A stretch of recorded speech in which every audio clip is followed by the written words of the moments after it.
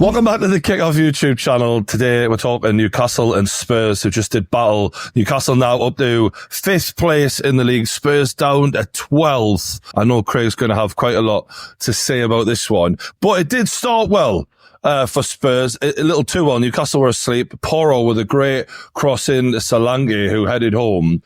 But it was a quick reply from Newcastle. But there is some controversy we're going to get stuck into quickly here with a handball from Joe Linton that won the ball back, which then was fed from Bruno into Gordon. What do we make of this situation, lads, early on, where now we're saying but last season, any touch of the hand seemed to be a handball. This season, more relaxed now. It was hard done by, because it doesn't lead directly to a goal, but it's a through ball essentially, and it starts off the move. It was a great finish by Anthony Gordon at the end of the day, but anyone on the receiving end of that, any club, if that happens, especially if they're, in the moment we're in right now, is going to feel super hard done by. But the reality is, it's the law now. This is the reason why these sorts of laws in this instance need to be clearer, because it's just ridiculous. Yeah. Like, I don't understand how the ball can be played. He's blocked it. It's then led to Newcastle scoring a goal. And because that's the letter of the law, it gets to stand. If that was in the area, do you think that would have been given as a pen? No, because it was down by his side. I think it... I prefer these rules. I prefer a bit more common sense. Like, if you are deliberately, trying to stop play with the handball, like at one point, Dan Burn was like a fucking eagle. Do you know what I mean? And that was mental. He was on a yellow card. I'm going crazy at him. But fair enough if that's the case. But I think common sense is the way forward in football. And I'm saying this, Newcastle fan, yeah, you got the goal. But just generally, there was such small distance between when the ball was kicked to Joe Linton's hand and his hand was by his side. I'm like, if we start flagging for them, and they were doing that last season, and that's why we're in the situation now with Spurs fans, understandably, are kind of like, what the fuck is going on? We thought this was what was going on last season, and now it's changed out, and you only find out here and there. I just feel like if they didn't give the goal, so say Andy Gordon sticks it away and then the ref goes, you know what, that's a handball, and brings it back, there's less outrage than if they let it go. Do you get what I'm saying? Yeah. Obviously, you guys will be like, it was a goal. But then I feel like your fans still went, it did still hit his hand, even if he couldn't get out of the way. Like, do you know what I'm saying? It would have been a bit more acceptable in that way. Whereas when you give the goal, it's kind of like, it's going to be a controversy now. Yeah. It's kind of 50-50, isn't it? Like, it's one of those where anywhere else on the pitch, if he lets play on and it doesn't lead to a goal, I don't think anyone's going nuts. Do you know what I mean? But you're impartial though, Jacob. So I want you to answer this. Well, I'm impartial as much as an Arsenal fan can be talking about a Tottenham game. Would we rather, as a group of football fans, want those given, or would you rather have play on where it's not deliberate and just play on? I want the game to flow as much as possible, to be honest with you. And so yeah, I do like it being play on. If that's given against my team and we concede, of course I'm going to complain. Of course I will. But then with the same token, I'm sure we'll talk about it later on in the game when Kulusevski takes out Anthony Gordon with his shoulder.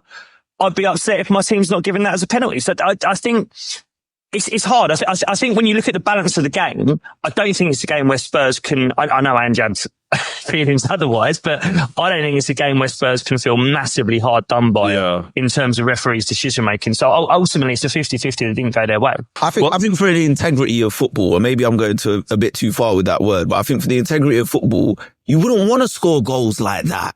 Like, what kind of goal is that, really? Do you know what I mean? That you have to kind of use your hand to intercept the ball, and then literally on the edge of the other person's box, and it needs to go. Obviously, every team's going to take any goal. A goal's a goal, and whatever leads to you getting those points. I'd like the counterpoint, because your boy, when he kicks the ball towards Joe Linton, he's outstretched foot. He's under pressure, and Joe Linton's pressure forces him to dink the ball in the way he does desperately. There was every chance Joe Linton was trying to close him down. That was part of the reason why I think that we forced that issue. So when you say we wouldn't want to score a goal like that, it's a very Newcastle goal. We created that opportunity through that pressure, and Spurs stupidly invited that pressure in that moment. So I do think that there's a legitimacy to the goal still, because it wasn't born out of just we didn't know what we were doing there. We forced that moment in a way. I hear you, but the reality is it still hit his hand. It's Yeah, still in fair. football, the ball's just not supposed to touch a hand in any way, shape or form. Do you know what I mean? It looks Especially if like it's they've leading to rechanged the goals. lines now. They've redrawn the lines, so now we know if we're watching games in future and it does look in a natural position, they can't give anything then because this is a precedent now, and that's one of the main problems we're having with referees. As we're going to get on to, as Jacob said about this Anthony Gordon situation, Isak scores a nice little tap in from another Murphy assist, and he's like the new Chris Wood, this guy, because I don't understand how he just keeps doing this because he is. You've always rated him, Brian. You've always rated him. Murphy, but he does the basics quite well at times, and I got to give him credit. I don't know how he's fucking doing it.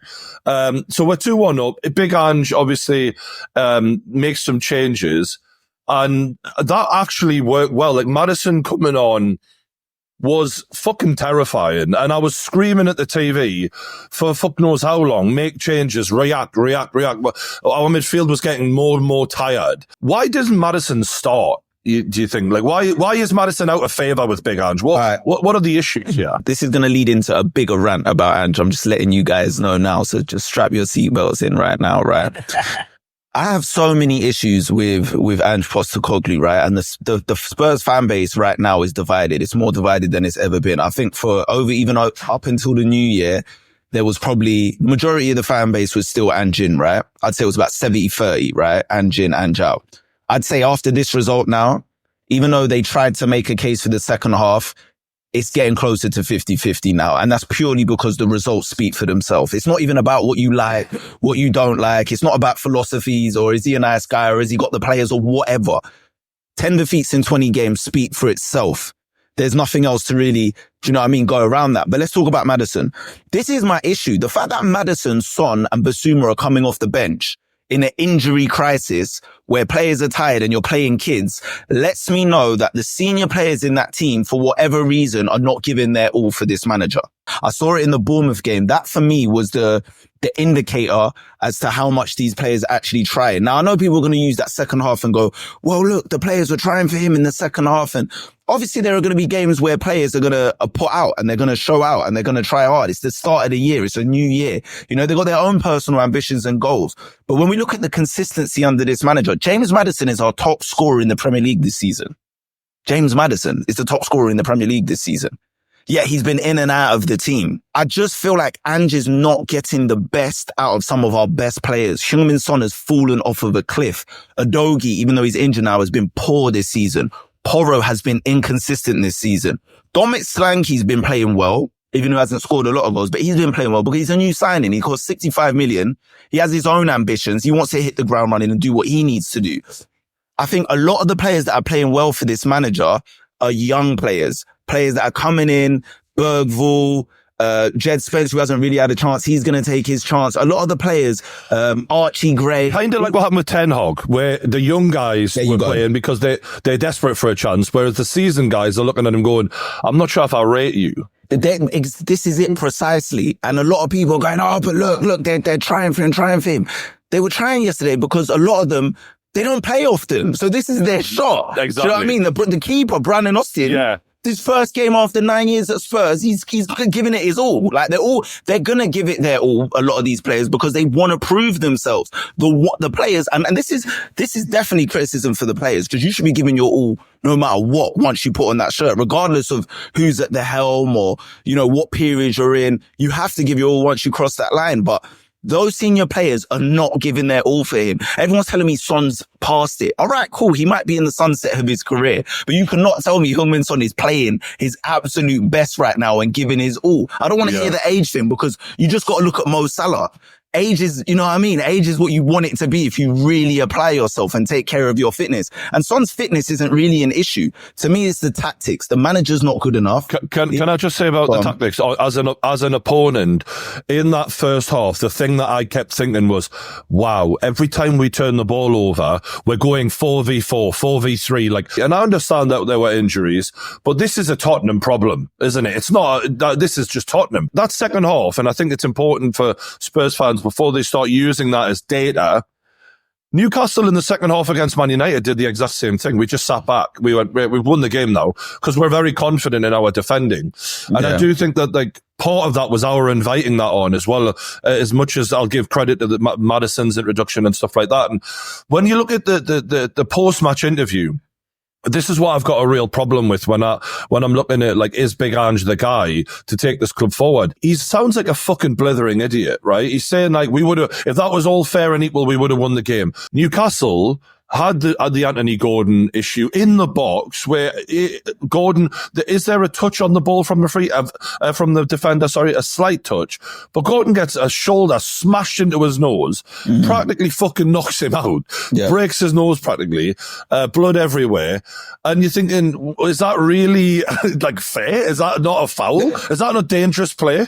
It was dangerous play. It was a bit of force behind it. I'm not even going to lie. I'm not trying to say he was really trying, but it did look a bit spicy when I looked at it on the replay. But let me tell you this. Ange, what about the Ange interview though? What did you make of it? He's losing it. His head's going. He can't take the pressure no more. Look, Levy's definitely, I don't care what no one says. Levy's brought him in the office. I don't know if it was this past week or the week before. And he said, listen, as much as I like you, which he clearly does, because he would have pulled the trigger on a lot of other managers ages ago after these results. Right? So clearly he fancies the guy. He's brought him in. That's his horse that he's bet on. He's clearly brought him in recently and said, listen, as much as I like you, this is a results business, all right? You've lost 9 games. Now it's 10 games. So if the results don't start improving, it's not about whether I like you no more. I'm going to pull the trigger. So he's feeling the pressure no matter. And that's the thing. He can come out and say things like, oh, well, we would have won the game if that would have happened. I'm looking at the stats right here. We had 4 touches in the opposition box in the first 45 minutes against Newcastle. That's the fewest we've had in the Premier League season in the opening half. So they had to come out in the second half and play better because the first half, according to the data, was an absolute stinker. Then he said basically he was alluding to if it was an even playing field, right? I'm not going to lie, having our 2 centre backs out and our keeper is definitely a hindrance. It'd be a hindrance to any team in the league. But that doesn't mean we should be losing as many games as we're losing, right? Last season, when we actually had all of our players, you actually still beat us. You beat us, 4-0 in April? You beat us 2-1 in September. So what is he talking about? We've beaten Spurs. That's what's so like what's he talking about? Yeah. He beat us the last 2 games when we had all of these players available. So Newcastle beat us anyway. It doesn't make a difference. We also haven't won for 6 home league games in a row. That's the first time since the 93-94 season. Mate, say no more, right? Right. That is 6 home games in a row. We haven't won a game. That is terrible. What the Spurs fans that want this manager in, what are they seeing? I know what it is. We just want to wait to see what happens with these cup runs we're in. Liverpool are going to destroy us. Newsflash. Don't worry. Spoiler alert. We die. Okay. And then, this spoiler alert, we die. That's what happens. And then they want to see what happens in the Europa League. We haven't won a European Cup since like the 80s. So you guys need to wake up because you can live on this dream or die on this hill of, oh yeah, but we're all in all the cups. We're not going to win a cup. We can't even win games in the Premier League. So on the defeats, Craig, only the bottom 4 have lost more games than Spurs this season. It's embarrassing. And when you talk about a level playing field and all of this from Big Ange, Spurs had a 1.06 XG. Newcastle had 1.43. So the XG was leaning towards Newcastle. And I know Josh will like that. Josh, you called this a long while ago, actually. You said you'd be lucky to make it to Christmas. He's just by the skin of his teeth. He's made it to Christmas, but he doesn't look like he's got long left. How are you seeing this unfold? I hate Daniel Levy more than I've ever hated him. That prediction should have come true. Let's be fair. He should have been sacked, and then I look like even more of a genius. I want to ask Craig one thing, right? I'm going to name a name for you right now, and I want to know how you feel about this. And this isn't banter. I'm being incredibly serious about this. Nuno, how do you feel about him right now? Like, look what he's doing at Forest. What's your rationalization on this guy? Like, how do you feel about him? I mean, listen, the football is still this isn't banter. No, I know. The football, he's a better, first of all, let me make it abundantly clear. He's a better manager than Ange Postecoglou. Like, a much better manager than Ange Postecoglou. I just think his football didn't suit what we wanted. I want results. I'm a results person. I wanted to keep Jose Mourinho. I wasn't even that mad at Conte because I want results. I just want to win. And I believe there's different styles and ways to winning. However, Nuno, the fan base just really wasn't having him. They wasn't having the way he was playing. And you can see how Nottingham Forest are playing this season. It's very, very counter-attacking football. But he's definitely a better manager than Ange, hands down. We are 12th with 10 defeats in 20. Yeah. You're not telling me there's managers out there that would be getting more out of these players and better results on the board right now with the players we have. I'm not saying we've got world beaters, but with Dominic Solanke, Heung-min Son, Kulusevski, Maddison, Bentancur, Basuma. You're telling me with these players, there aren't managers that will be getting more out of these crop of players than Ange Postecoglou is right now. He's made so many of them worse. Has Maddison got any better, really, since coming to Spurs? No, he's got way worse. But Basuma was one of the best fucking sixes in the league. I don't think he should be called a manager because he doesn't manage. Like you called it, Craig, right? You called it. You lost your keeper, you lost your two centre backs, right? Now that the way that Ange likes to play football, playing through the thirds, that's so important. When you lose that, you have to react. But he doesn't. Right. He does all this bullshit. Well, this is my way of playing, mate. It's like, well, fuck that. You can't do it. You've lost your players. If you're not going to react in game, week to week, game to game, when you lose players, when things happen in matches, if you're not going to fucking react, why are you picking up a wage? Because you're not managing. He might as well do a fucking team talk at the end of August and go, right, boys, this is how we play. Doesn't really matter what happens in games. Doesn't matter who gets injured. Carry on as you are. I'll be back at the end of the season and call me if you need anything. Because he's not fucking doing anything. So we will have to move on. The one thing I do want to touch on before we wrap this up, lads. Obviously, Newcastle massively improved form. One of the main reasons behind that is Alexander Isak. We've been buzzing about him on this show for a long time. But now it's really getting to a point where you can see he is absolutely world class and he has guaranteed goals. He's got 9 in his last 7 and a few assists, right? And he's bringing other players into play. He's the complete package right now. He's potentially the only, you're not going to see Erling Haaland move anytime soon. He's the only player on the planet really that you can look at and go, you're the guy who everyone wants to sign really. So the question I've got for the panel is, how much is he really worth? Because we're hearing 150 million a lot, but then on Twitter, I'm seeing a lot of different opinions. So, what is he really worth in relation to this current market? And now, a word from our sponsors. It's the holidays, and you know what that means? It's time to look fucking manly. And look, I'm a serious man, and I want to look like one when I leave the house. And the way I do that is with Manscaped. The Performance Package 5.0 Ultra is your ultimate holiday helper, taking care of everything from below the waist maintenance to taming those rogue nose hairs and ear hairs. Think of it as your seasonal survival kit. And of course, we've got the Lawnmower 5.0 Ultra Groin and Body Hair Trimmer. It delivers precise, smooth trimming every time. It's reliable, efficient, and ready to perform. Whether you're prepping for a date night or an office party, or just staying fresh in the family gatherings. Don't know why you need your pubes to be fresh for family gatherings, but that's what it says. We've got the Weed Whacker 2.0 Ear and Nose Hair Trimmer, because the last thing you need during the holidays is an unexpected ear or nose hair making an appearance at the dinner table. And the Weed Whacker 2.0 is here to handle those details like a pro, making sure you stay neat and tidy and polished for every holiday event. And it also comes with holiday bonuses. We've got the Boxers 2.0 Midnight Bravo and the Shed 2.0 toiletry bag. Now, just to make sure I haven't said all of that for nothing, don't forget to click the link in the description below and pick yours up now. Go to manscaped.com/thekickoff and use the code THEKICKOFF, all block capitals, all one word, for 20% off and free shipping. So thanks to Manscaped for looking after us all, but for now, enjoy the video. Well, I mean, look, I speak as an Arsenal fan who look at this boy and we see a number 14 on his back and it brings back fucking memories, mate. I mean, I've loved this guy for a couple of years. He was linked to us in January of 22 and I loved him then. There was questions over his form at Sociedad. I think one of his last seasons, he only scored a handful of goals. He's had injuries in the Premier League. To me, he looks like he's changed his body a bit. He looks a bit bigger. He looks more like a 9 now, whereas I think before he looked somewhere between a left winger and a 9, or almost like that kind of Rashford thing. Now he looks like the man. He's staying fit. That's the big question, is if he can see out this season fit. Looking at him as a prospective player, because I am doing that arrogant thing that top 6 clubs do, where I think that we've just got a right to go and buy anyone's fucking striker. I almost wouldn't mind if he had a 3 or 4 game gap of not scoring, so long as he stays on the pitch. Because like you say, Brian, he's doing the other shit now. He's winning duels. He's dropping in. He's got a connection with Murphy. The way he just spreads that ball out and finds him in space so often. Like arrogant Arsenal fans are going, yeah, don't pay more than 100 million. Pay fucking 150.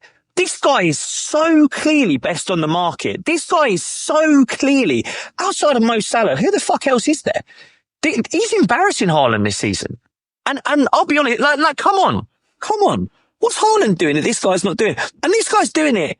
He's had Longstaff behind him for a lot of this season. He's playing in games where you got 40-45% possession sometimes. Like, and I say that as a credit, by the way. I think it's a smart way that Newcastle play at the moment. Like, this guy's everything. Like if you want him, Newcastle, by the way, Newcastle don't need money. I know there's all this PSR shit, but like, let's be honest with ourselves. Newcastle got money in the bank. You could charge 170. Like, who out there, attacking player who's moved in the last few years, who out there is a sure thing in the way that Isak is? No one. When you look specifically at other young strikers who moved around a similar time, Højlund and Núñez, both more expensive than Isak. I think Højlund was about 70, Isak was about 5 to 7 million less than him, and Núñez obviously was 20 million more than Isak. Like, strikers are just so hit and miss when you sign them. That this is why I think that Newcastle can then put a tax on this and go, look, you've got the previous players who've moved in the market around the 100 million mark recently, Caicedo, Declan Rice. The hardest job in football, without doubt, is putting the ball in the back of the net, right? Yeah. So immediately he's worth more than them. That's and also they were signings. The reason they were 100 million was because they were Premier League proven. They'd both done it in the Premier League. So you had that comfort of knowing, I guarantee this guy's going to be fine because we've seen him in the Premier League. Isak again is the only striker on the market outside of Mo Salah and Haaland who you can go, they're going to go in and he is going to deliver goals in the Premier League. So for me, at least 150. He's the only striker. Because what are we how the hell are we going to replace this guy when he's carrying us like this? It's impossible. So we're going to have to do what, we're going to be in a very similar situation to what Spurs were in, ironically, when they got rid of Gareth Bale. We're going to get a bunch of money. But that bunch of money doesn't go anywhere near as far as it used to go. So even 150 million, we're still going to be worse off after spending that. Because there's no nines. There's no nines anymore. Let's be honest. There's no strikers out there. Like, a combination of fucking Pep Guardiola's woke tiki-taka bollocks and then Gen Z being pussies and they don't dare to put a 9 on their back and say, I'm going to score some goals this week. Like, there's no strikers. Who would you buy? Like, let's be honest. You get 150, you spend 50 million 3 times. Yeah. 50 million's a gamble nowadays. Exactly what I'm saying. Like, you can see that by Højlund, by Núñez. It's a massive gamble when you're bringing them from other countries. And I feel like, you look at players breaking through now. There was Ferguson at Brighton who had a lovely start and now has gone, started to struggle more. Delap has had a really good start this season, but whoever we went for, it would be a massive downgrade. And they certainly wouldn't be, the overall footballer, even if they did score a good amount of goals. That Isak is. So, yeah. Does anyone think less than 150? The only scenario I can see where they do take less than 150 is the PSR issue. If there's a gun to a head, and you can't sell Bruno, because I feel like he would be the first one that you'd probably cash in on. I didn't realize how old Bruno was, actually. Bruno's the one. Yeah, Bruno's the most likely, I think, especially with Manchester City really needing midfielders right now who suit Pep football. I could imagine us letting Bruno go before Isak. The only way Isak, I think, goes cheap is if you don't get Champions League and he really kicks up a fuss. I'll be honest with you, having watched some of his interview, he doesn't seem like that kind of geezer. Like, he likes Newcastle. He's grateful that they brought him to the Premier League. It doesn't strike me as that, but that for me would be the only way that he comes cheap is if you don't get Champions League. I think it's 2 years left on his contract in the summer, Brian. It's 2028. 2028, yeah. So they've got 3 years. So they've got 3 years. Newcastle in a strong position. Yeah, we're actually in a better position than what we thought there. Yeah. I mean, don't get me wrong, renew it. Definitely renew it. No, you should be renewing it now because if you do go into the 2-year period. He'll want a release clause. That's the company say, I want a Champions League club release clause. Whereas if we don't get Champions League and a Champions League club come in for me, bear in mind, this guy's 25, like, he'll be 26, I think, September next year. Yeah. Like, he has to protect his career. And I'm not saying that in a disrespectful way to Newcastle. If they get Champions League, fair fucks. This guy should be looking at Haaland and going, I need to be going week for week with you and showing that I'm up there with you. I need to be playing Champions League. I need to be putting trophies and medals around my neck. Like, he's that good. It's a volatile situation at the top of the Premier League, so he's got a really difficult choice to make. If, for example, Liverpool and Arsenal both come in at the same time, Man City, there's no real, like, it's not like the way it used to be where we had a one-team league. Things are changing. So it'll be interesting to see if he does go, where he goes. Hopefully it's not for a long time. We'll leave that one there.